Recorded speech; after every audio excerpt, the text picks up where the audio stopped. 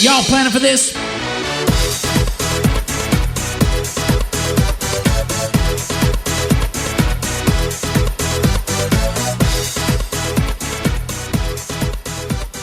Welcome back, TPR Nation. This is Jamie Shalansky in an episode of Worlds to Conquer, and I am so excited today to be talking to you about one of my actual favorite topics, which is negative feedback. That's right. How do we respond and what do we do when we get criticism about either a service or a behavior or our performance or maybe our lack of performance in some area as a financial advisor, as an entrepreneur, as the leader of your organization? And I think this conversation is so important to have because we've created this culture in which we are desperately seeking out the center of attention for ourselves. We must be the center of attention. We must be the person that is receiving praise and accolades and likes and positive feedback. And it's 24/7. It's surrounding us. How many of you, are guilty that you darn well know your cell phone should not even be in the same room as when you go to sleep at night? But if it is because you're using it as an alarm clock, you know you should not be looking at it right before bed. So many neurologists have put out studies saying how harmful that sort of activity is for your brain when you should be in a wind down mode. But we're addicted to it. We're addicted to making sure that we aren't missing out on something.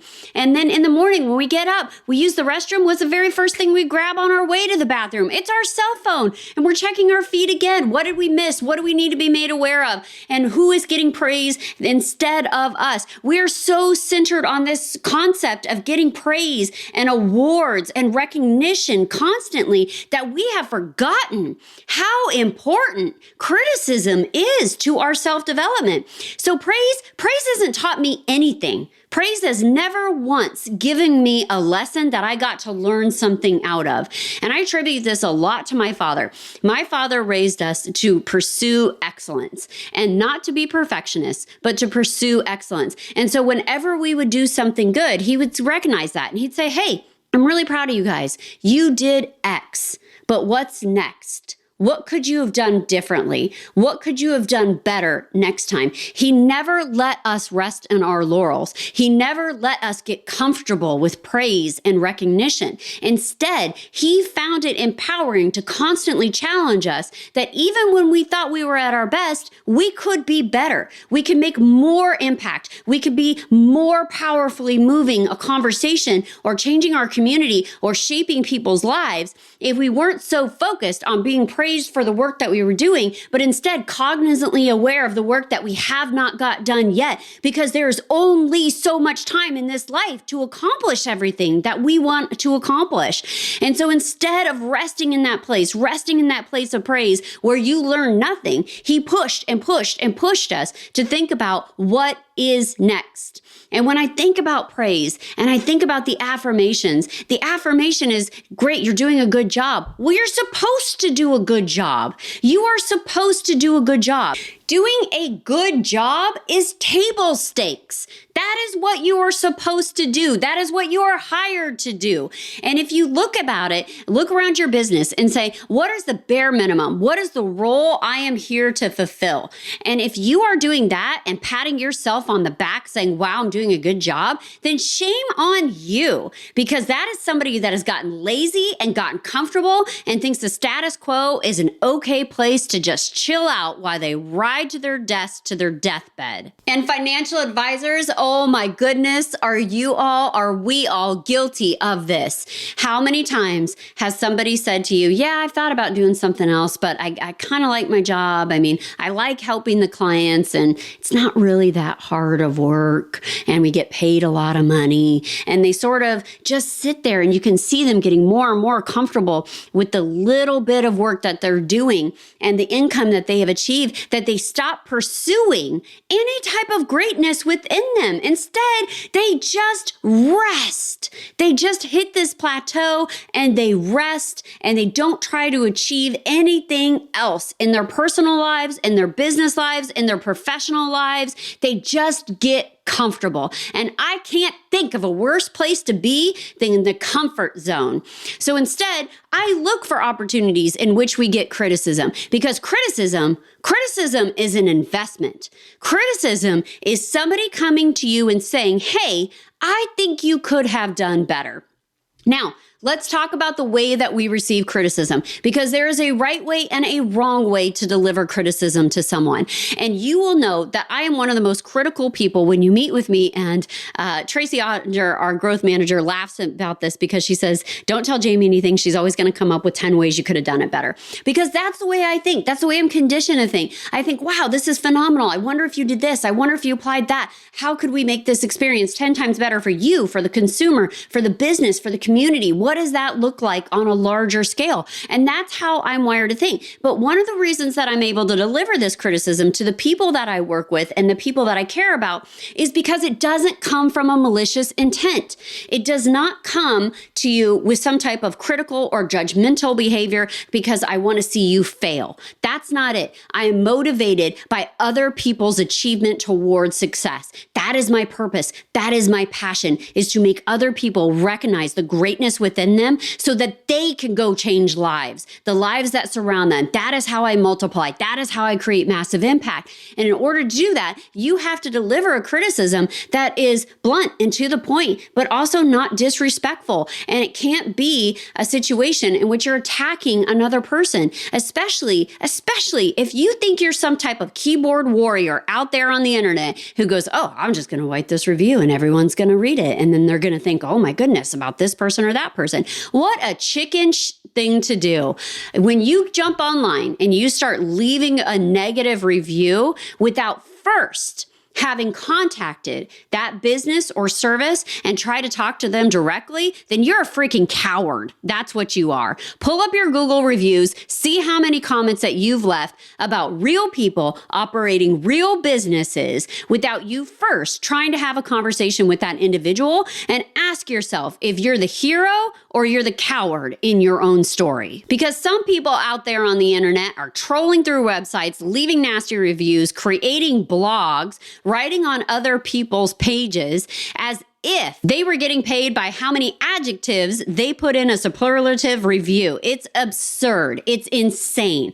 Instead, do what anyone should do when you want to see somebody grow. If they miss the mark, tell them personally, tell them privately. Don't make it a public display like you're some type of social warrior out there. It's disgusting and cowardly whenever I see it. Instead, I really value the person that comes online and says, hey, I think you kind of missed the mark, or maybe you're a little offbeat. I'd love to have a conversation about this a little bit more in depth, perhaps one-on-one.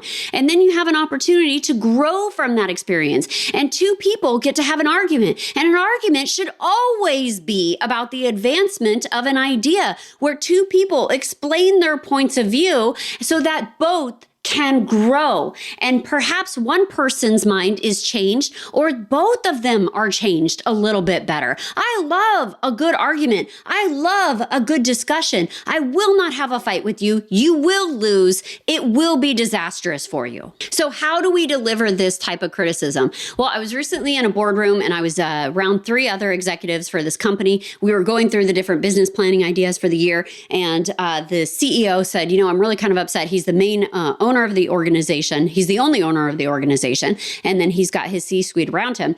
And he said, well, last month I had to put a capital call, or there was a capital call because we had insufficient funds into the company and I had to cut a check to cover things. And I went back and I looked at his revenue stream and I said, hold on a second, there should be more than enough money to be profitable in this organization. You should not be putting any capital into it. Let's back into these numbers. And all of a sudden we started peeling away the BS. We said, great, how many members do you have? How much are they paying on a regular basis? Who collects that fee? Who isn't? And when we got through this working example of just napkin math, right? We weren't pulling up spreadsheets. We weren't looking at profit and losses. We were just doing napkin math on a giant 3M and saying, I have X amount of members for this gym organization that I have, and they should be paying Y. And I got down and I said, okay, then this should be your answer. And he said, no, our total deposits were half of that. And I said, great, then that capital call is 100% your fault because you're allowing members to come through your door without paying. And he said, well, some of them are falling on hard times. And I said, great, then you're going to keep subsidizing them. And everyone started, their face got really big, like, oh my gosh, I can't believe you said that. But there's no ill intent there.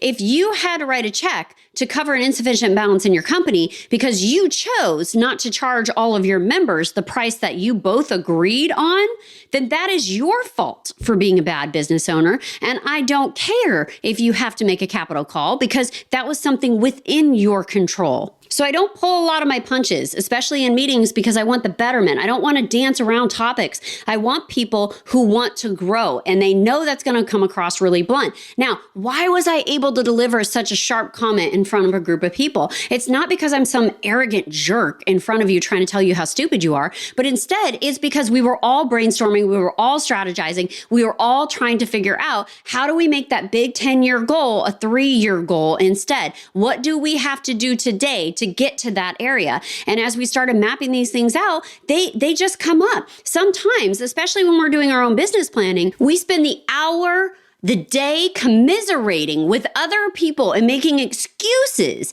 as to why we didn't hit our benchmarks, why we're not tracking our key performance indicators, and why we're not focused on results, because all of the things in life happened that, by the way, happened to everyone else out there too.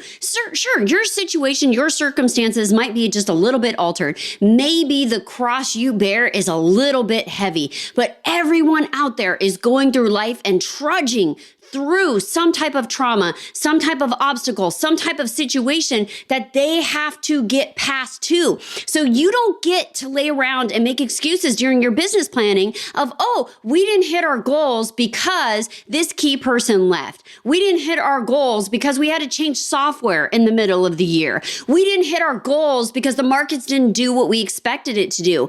Yeah, things are going to come up. That's not brand new information. But what most business owners, what most entrepreneurs, what definitely most financial advisors are not doing is focusing on the goal, backing into what they need to do to get to that goal, and then making a plan to pivot. If this, then that, because you're not going to be able to control every single situation, but you better have a plan for the unexpected. And what blows my mind about this when I work with financial advisors and we're going through business planning is that we are planners. We are planners. If a client came into a conference room and they said, this is my big goal, we would have 7 different contingencies running through our mind. Great. If this, then that. Then if this doesn't happen, here's what we're going to do. Here's how we're going to pivot. Here's how we're going to achieve this. Maybe we got to work a little bit longer. Maybe we got to make these adjustments in our lifestyle. Maybe we're not going first class. We're going business class or economy. We're doing all of these different pivots for everyone else in our life, but we are not taking a moment, a beat to look internally and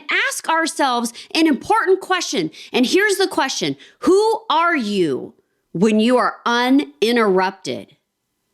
Who are you when you are uninterrupted in life? When there are no obstacles to overcome, when there are no objections to your success, when everyone in the world is not pulling at you to be something else for them? Who are you? Who are you when you are in your truth, when you are in your stride, when you are in your passion, and you know that you are out there conquering? Who is that person? And what do you have to do to serve that human being? Because that is who you are trying to become. That is that vision. That is that 3-year, 5-year, 10-year goal of who you want to be in life. And everything that you are doing today, if it does not serve that person you are becoming, has to go. You have to start looking for the positive feedback and being open to the criticism that's going to come from others. And I don't mean heckling. Don't confuse criticism with heckling. Anyone can call shots from the cheap seats.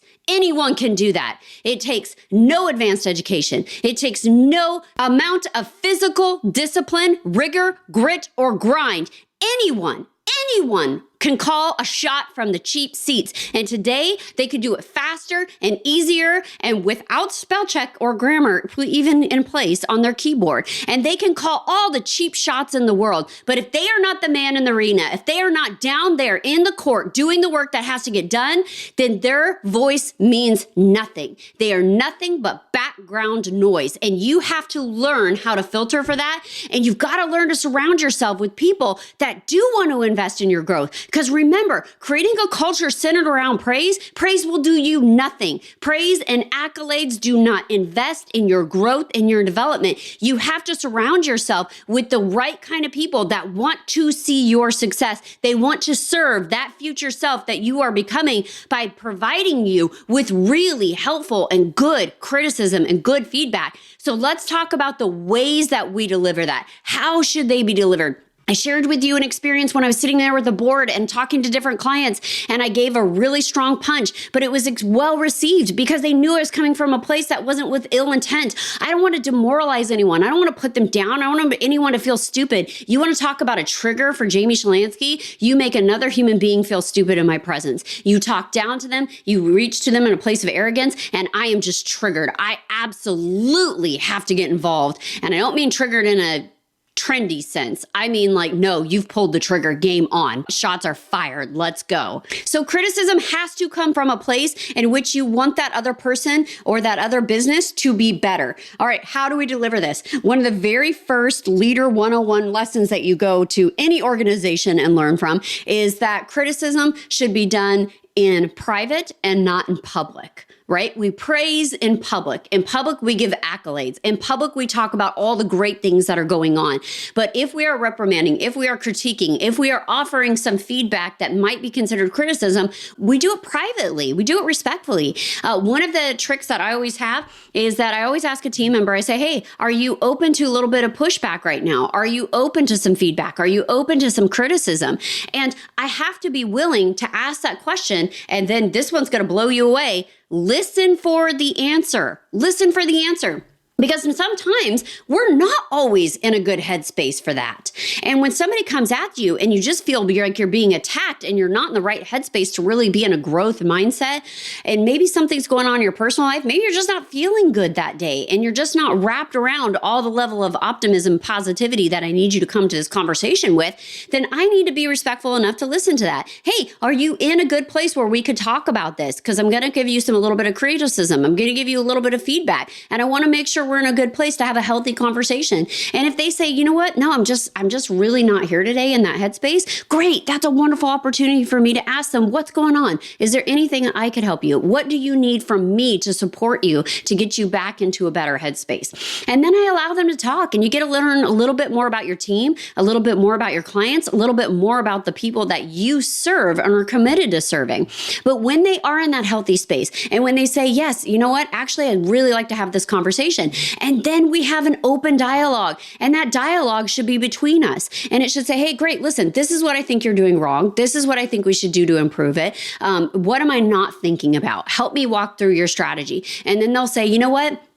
I've tried this before, and here's how it failed. Help me make this succeed. And then we start dissecting, how do we help one another get to that end goal? So we begin the conversation by always asking, are you in a good space? Yes or no? And then 2, what is that end goal? What does that end picture look like? If this was a canvas on the wall, what is hanging in my living room with a bunch of people standing around? I've got the right lighting hitting all the different colors, and you're telling me about how this painting is moving you. What does that end result look like? And then let's back up. Let's back into all the things that we need to do to make that picture perfect. One of the activities I love to do with my family is we do a lot of goal setting at the end of the year. Normally it comes sometime between Thanksgiving and Christmas because it's just the right space for us to be giving gratitude. We got a little bit more time off during that period as well. I've come out of surge, and we're really looking forward to that new year and that new beginnings and what we want to achieve. And so we start painting a picture. It says, okay, like I shared with you, 10 years is a little bit hard for me to envision, but 5 years. In the next 5 years, what kind of lifestyle do we want to have? What does that look like? And we start with tangible things, because tangible things are really easy to put a value and a place towards. So maybe it's a house. I mean, my spouse and I, we conceptualized ourselves living where we do today for 15 years. For 15 years, we self-actualized where we wanted to live and what we wanted to have until it became a reality for us. And so we painted this picture with this first tangible items. What possessions do I want to have? Because those are the ones that are not the most important. Those are the ones that are just easier to give a title and a value to. And then we start backing into it and say, okay, what do I want to feel like? What are the values I want to make sure that we still share and we're aligned on? And we do this individually, and then we'll come together and we'll share those. And this is a really great way to make sure you're aligned. For my spouse and my son and I want to make sure it's like, hey, where are we living in the next 5 years? And if we're still committed to living where we are, that's how my spouse and I knew that it was time that we were inching closer towards making a different decision about where we were living. Because we said, hey, do we still see ourselves here in the next 5 years? And for 16 years, a little bit less than that, because we ended up moving when that answer became a no. But for several years, probably 12 years, we were like, yeah, this is where we will be. Yes, this is where we will be. Yes, this is where we'll be. And then when we asked this question, it was like, I don't know if this is where I want to be any longer. It served us well, and I think we need to move on. Then we became open to different things. Then we came open to the possibility that we might not be in the same house anymore, but we were definitely in the same state. So we were still aligned in that perspective. So what are those things we want to have? Where do we want to physically be? What values do we want to share? And then this is a really important one. And it's one that gets missed, especially when we're younger and we start hustling and we're grinding and we're just doing everything that we can to achieve a certain level of worth, that net worth. And then we get to that place and then we've got so much money, but we don't have enough time to do all the things that we want to do, but yet we're not entirely satisfied. And this isn't a greed standpoint. This is a goal standpoint. This says, hey, I could be doing more. I could be maximizing more. And don't forget, when you set big goals, I love big goals. I love big monetary goals, because when I see a big monetary goal, not only do I see the money that the owners are going to make, but my God, I see all the jobs those owners are going to create and how they're going to change cultures and make sure people feel empowered and they're educating themselves. And that is so exciting to me, because when you set that big goal, you got to have a support system underneath you, which means we got to get all this other work done, building the foundations of culture and enterprise behind it to go achieve that big monetary goal. So big monetary goals, don't get wrapped up into the fact that it's just tangible or maybe it's capitalistic or all these other things. There's a byproduct of capitalism that is beautiful and under-celebrated in our society today. So you're working through this exercise with you and your family. Get your kids involved. If your kids are older than age 5, they should 100% be involved in goal setting and goal planning. If you show them those habits and you show them those structures, they will take those with them for the rest of their life. You taught them how to use a bathroom. You taught them how to use utensils. Why would you not teach them how to goal set and constantly be focused on making themselves the best and truest versions of themselves? And you can do monetary goals. You can do physical goals. This could be like, hey, this does not have to be tied to grades that they bring home, but things that they achieve or things that they learn. So figure out what that looks like for your family.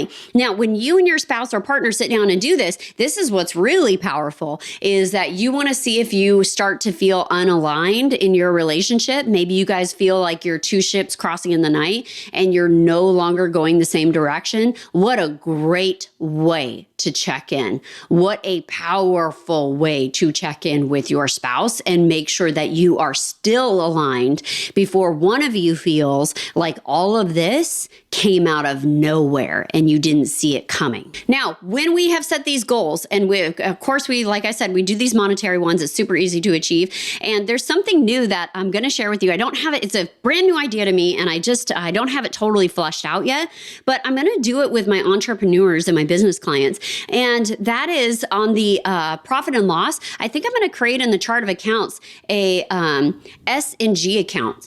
And the S&G account is just for and giggles.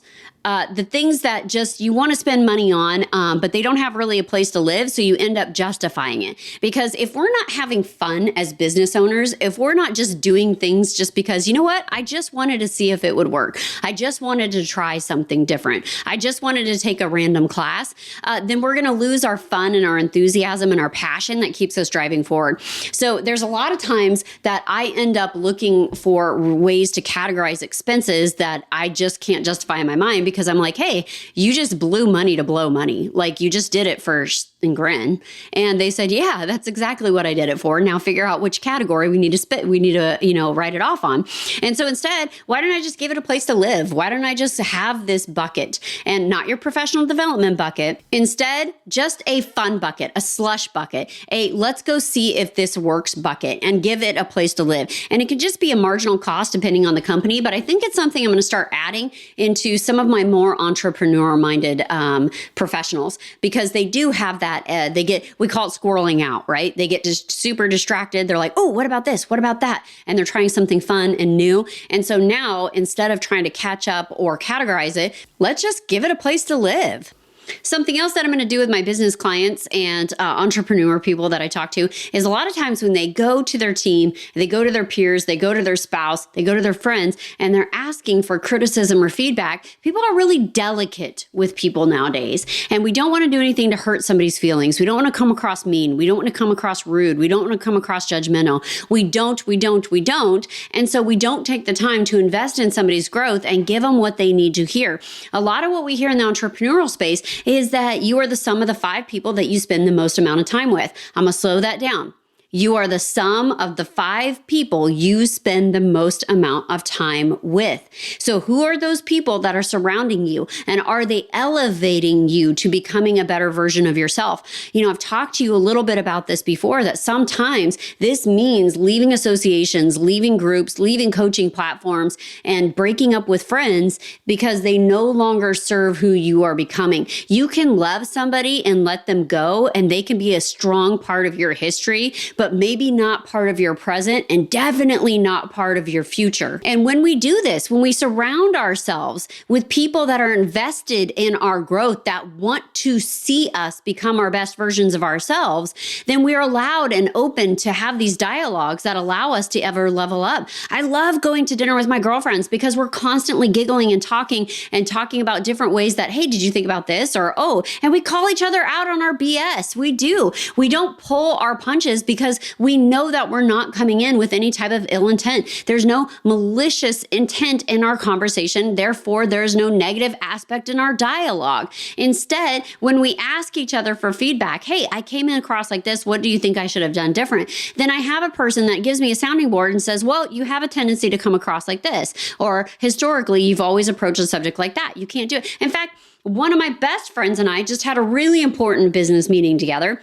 And prior to the meeting, she came to me and said, hey, listen, you normally go into a meeting like this. I need you to do that instead, or you're going to blow it. And it was great feedback, because even though it killed me inside to have to do what she asked me to do, because it was taking things a lot slower than I like to take them, she was right. She was totally spot on. It's exactly what I needed to do for that meeting. And I needed that insight, and I needed that advice, and I needed that person to come to me and say, listen, you're normally at a 10. I'm going to need you in this meeting to be at a 2. And here's why.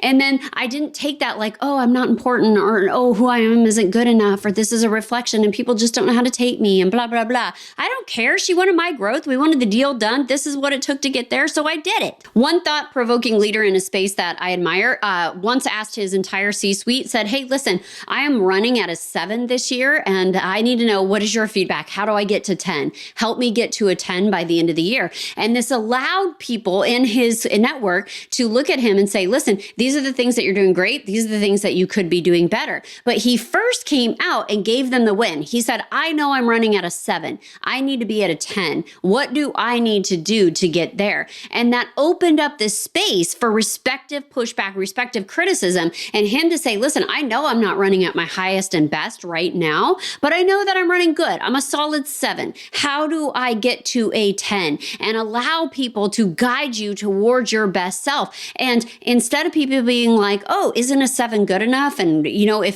gosh, when people say that, like, aren't you just happy with where you're at? Then they don't understand the highest purpose that we are put here on earth to become. And that is our truest and our best selves. So being complacent, being satisfied, being happy with where you're at should be a momentary feeling. You should not feel happy and stuck at the same time.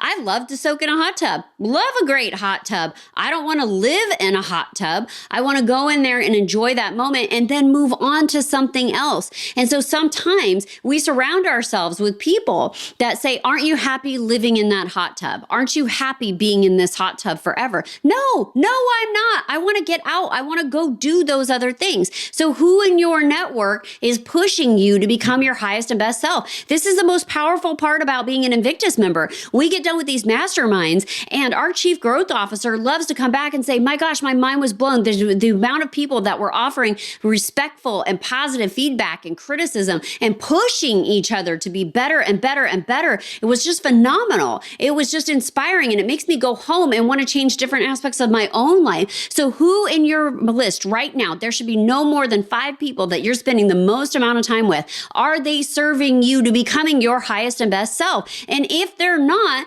can you realign on that? Can you say, hey, listen, I'm at a 7 and I want to be at a 10. What do I need to do to get there? Can you give them space to give you positive feedback, to give you appreciative criticism and not praise? Praise does not serve us. Praise is great for public accolades. We all need it. We all want an attaboy. We all want to know what you're doing is making an impact, but it doesn't serve us with our highest and best purpose if it always is coming from the people that you're surrounding yourself with. Instead, it has to be people invested in your growth. And that means hearing the things you don't always want to hear about yourself. And that is about hearing the things and calling yourself out on your own BS. So many of us get lost in this journey. We get into this period of our lives where when we're young, we are forming associations. Maybe we're in sports groups. Maybe we're in different networks. Then we go to college and we're constantly trying to reinvent ourselves and figure out our careers.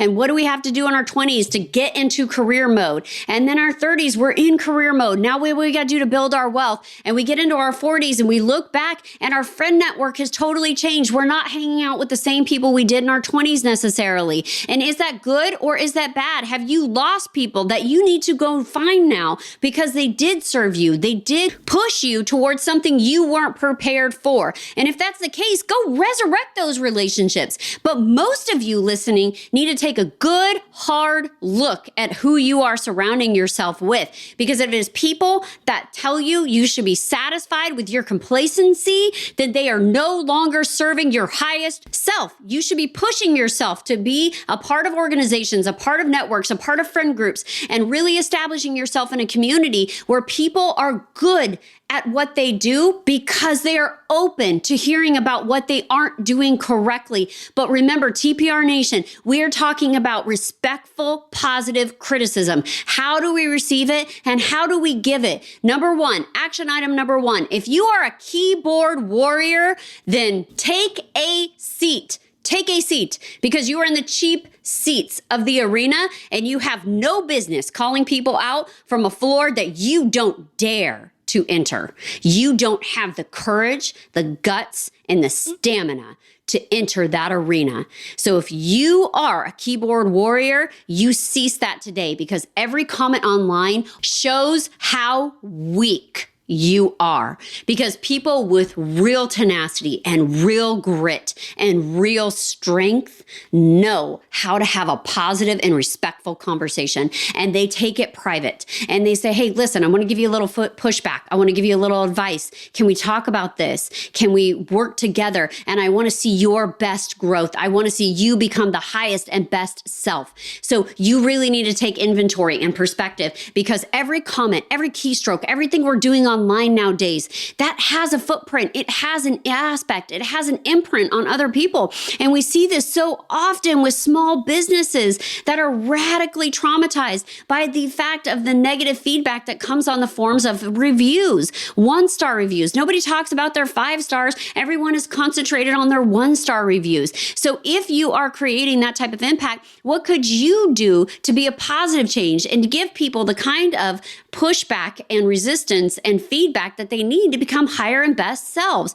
Do this in every aspect of your life. Instead of leaving a complaint, leave a request for an appointment. Have a conversation with people. Stop making online assaults like there's no repercussions and forgetting that there are human beings at the other end of that monitor. Action item number 2, take inventory. Take inventory. Have a meeting with your family. Have a meeting with your spouse. Get your coworkers together. Make sure you're having this conversation. Where do we want to be in 10 years? What do we want to be in 5? Start with the tangible. Work yourselves back. What do you want to think? What do you want to feel? What do you want to do? What do you want to accomplish? We need to be constantly in the mindset of becoming our highest and best selves. And if we're not taking inventory, if we're not having those hard conversations, as nerdy as they sound to have with your spouse and your partner and your kids, then we're not giving each other the foundation to build upon that greatness. And the third action item that I want you to take out of this conversation with you and I today is I want you to write it down. And I want you to ask yourself, who are you when you are uninterrupted? Who are you when there are no obstacles? When there are no objects, when there aren't 1,000 people telling you who you need to be on a daily basis? Who are you in your truest, uninterrupted form? If we could answer that question, if we could take time and reflect on it, if we could write it down, my God, could we actually become that human being? Could we become our uninterrupted selves? And how much would we change the world and the love and the compassion and the surroundings of the people we care most about if we became that person every single day? TPR Nation, this is Jamie Shalansky in an episode of Worlds to Conquer. Go find people who share your values and change the world. Hold on before we go. Something that you need to know. This isn't tax, legal, or investment advice. That isn't our intent. Information designed to change lives. Financial planning can make you thrive. Start today, don't think twice. Be a better husband, father, mother, and wife.